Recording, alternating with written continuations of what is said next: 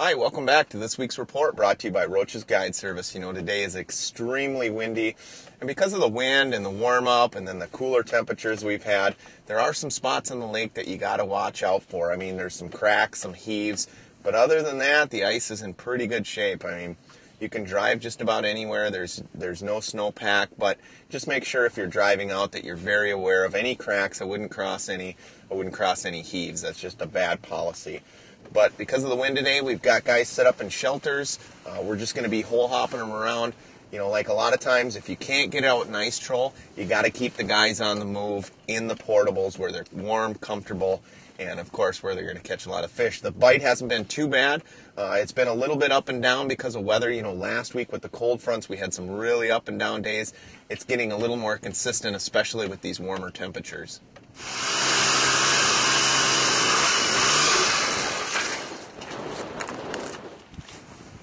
There we go, fish on.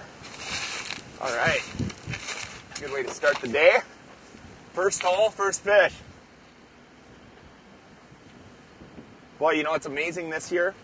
What a difference in fish as far as their attitude. Some just come flying in and nail it. Other ones just come up real slow. You just got to play every fish and act like every fish is a biter.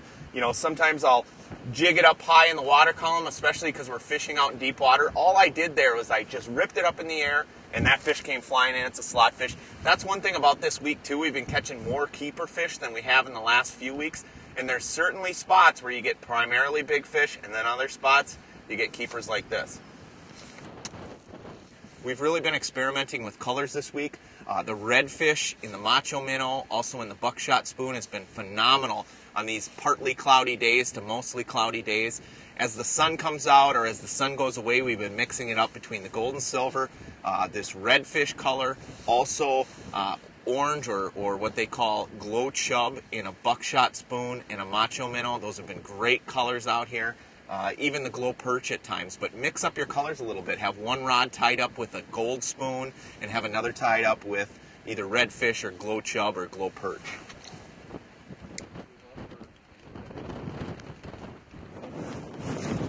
There's one. I raised that one up at least 4.5 feet. Wow. Oh.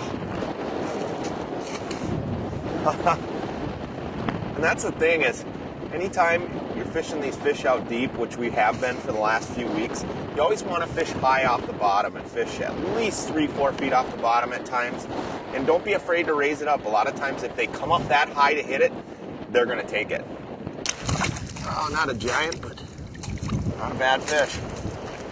About a 19-incher. And that's the thing is, work them high. You know, as they come into the water column, you know, they'll come up, and if you're fishing real close to the bottom, you'll notice they'll come up real slow, but as soon as you raise that bait, they're going to come up and strike it.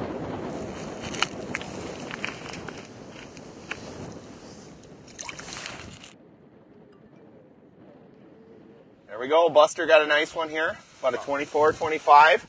You know, and that's the thing is, we had the guys set up this morning in the otters, you know, set on key points, inside turns, but then as the wind settled down, we just continued what we do, and that's ice trolling. And that's been our biggest key to success this winter, is just staying on the move. You hit one spot, pick up 2 or 3 fish, go to the next spot, 2 or 3 fish, maybe another spot and 0, but then all of a sudden you hit that jackpot.